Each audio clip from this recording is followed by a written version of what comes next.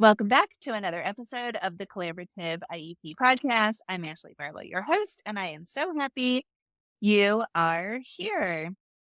Friends, we are in the middle of section 1414, part B, section 1414 of IDEA, and we have found ourselves in a funny place. We are in B, evaluation procedures. And we have done 1 notice, 2 conducting of the evaluation, 3 additional requirements, and 4, and we are starting at 4, determination of eligibility and educational need. This is such meaty stuff, and it is so good that as I'm recording this, I'm like, hang on, go back. Actually, the first time I looked, we were at 56 minutes of runtime, and that is too long for us to be talking about something that is this important. So I'm breaking this at kind of an unnatural place, but it was the most natural break that I could find.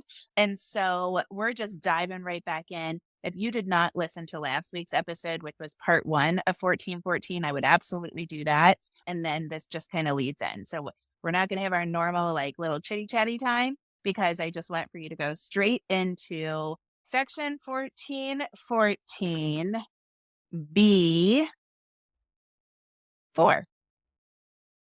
Carry on. And what we learn in this section is that eligibility, so whether a child is determined to have a disability, is made by a team of professionals as defined in another section, as well as the parents. So we've got a meaningful participation piece in here. Parents are a part of the team that develop eligibility. And then the second piece is that parents are supposed to get copies of the report and documentation of the eligibility determination. So you're supposed to get that paperwork. That's a prior written notice thing, and it's a parent participation thing.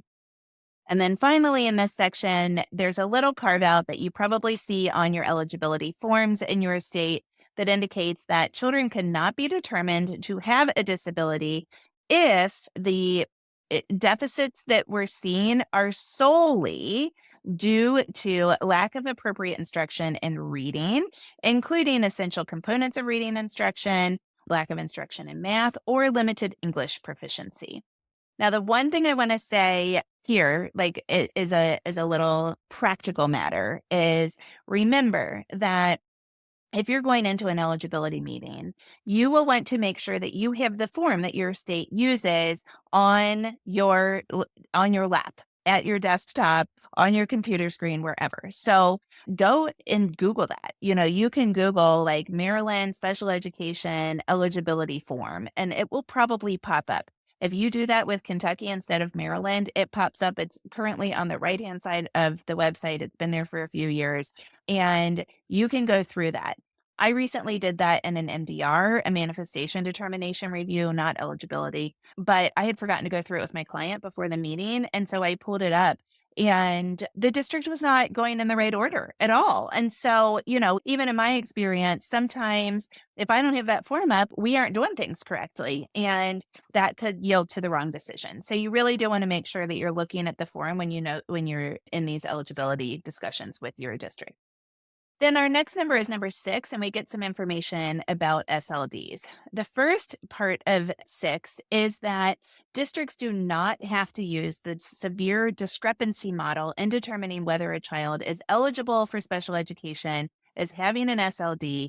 And what that has to do with is when we first learned about dyslexia, dysgraphia, dyscalculia, and other SLDs, the idea was that students with SLDs could still be smart. They could still have high IQs. They could still have high intelligence, which is true, right? And there are many, many people that have a specific learning disability and above average intelligence. We call them twice exceptional students that are gifted intelligence-wise and also have a disability.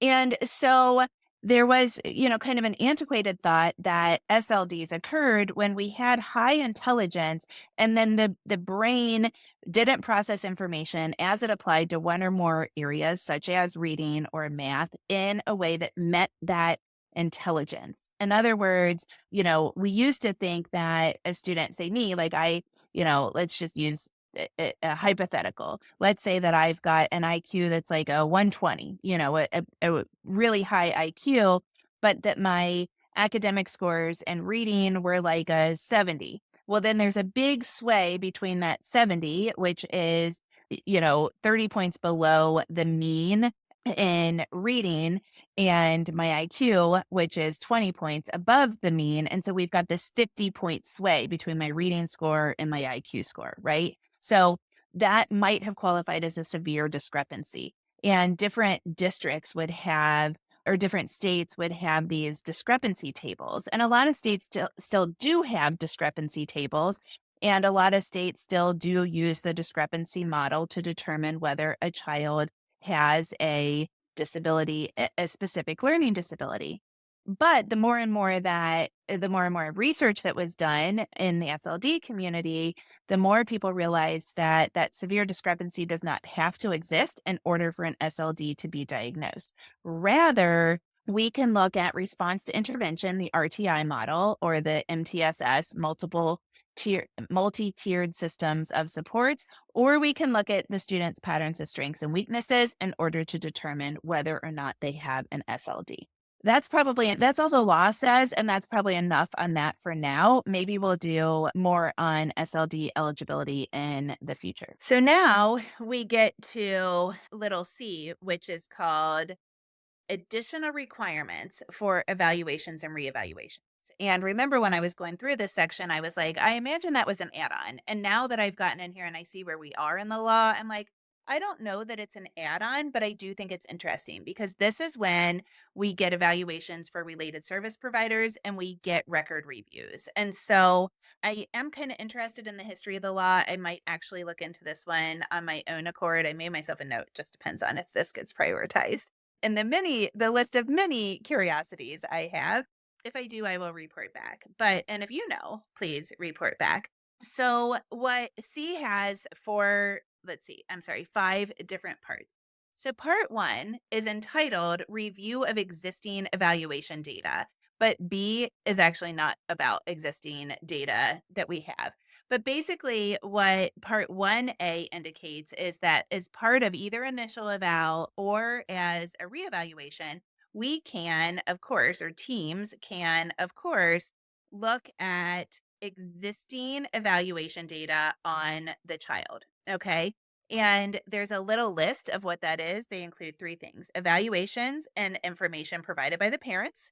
So when you get your evaluation, you can absolutely say, oh, can you look at the OT evaluation from, our private provider?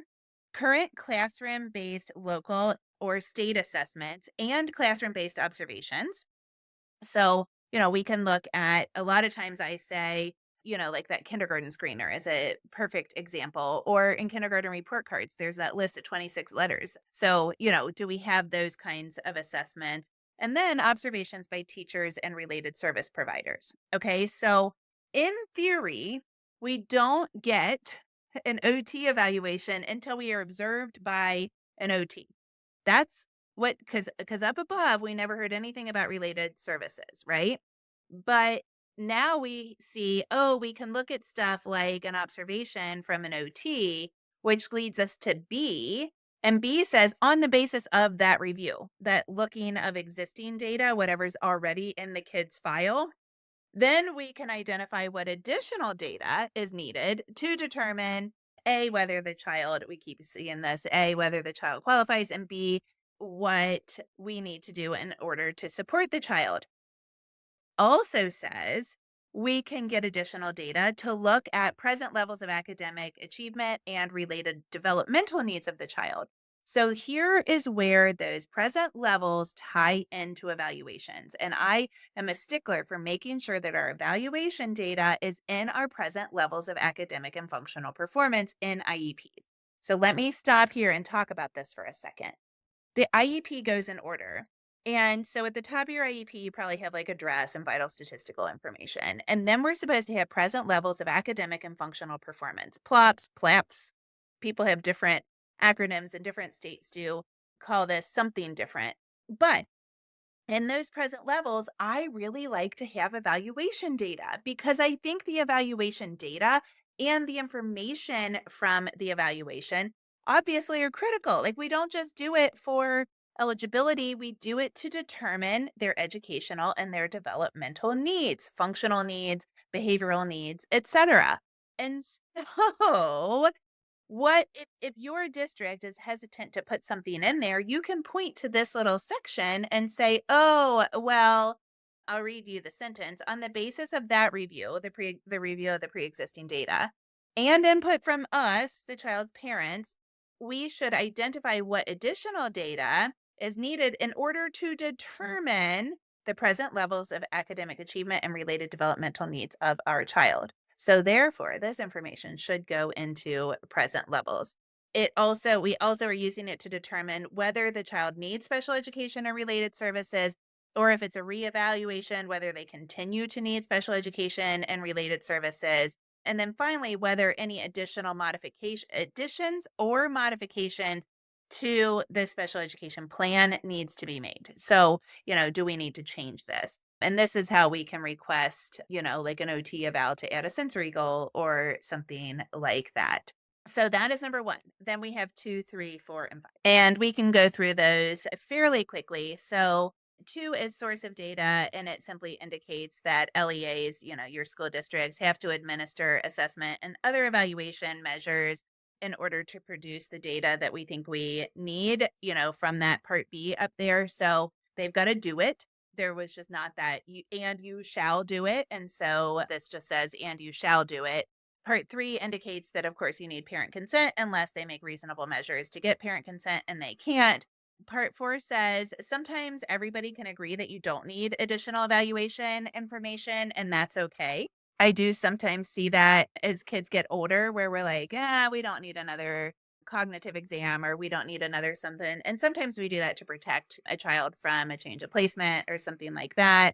And number five says that we cannot exit you from special education without an evaluation. And that is super duper important. So it says, except as provided in subparagraph B, a local education agency, an LEA, shall evaluate a child with a disability in accordance with this section before determining that the child is no longer eligible as a child with a disability. So we have to do that evaluation before we say, you are out of here.